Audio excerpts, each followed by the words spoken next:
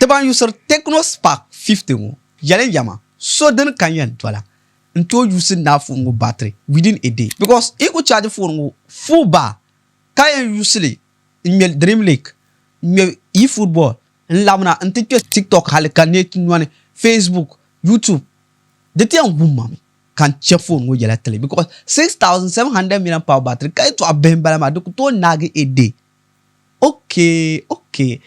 Reverse charging because phone ngo mala reverse charging anto le in charge other phones kama so phone in low battery ke bel o chapeau license kan anto phone ngo liab ko power bank in charge la phone ma karpal halak ba mbele fi halak ba di pala use la futina kartu ku che kama 50 kazan le charge la phone ma karanaga degba ko to naga anko neither be shanya la cable ngo USB type C to C akon san connected to phone ngo kanye phone shell ada la phone ma nche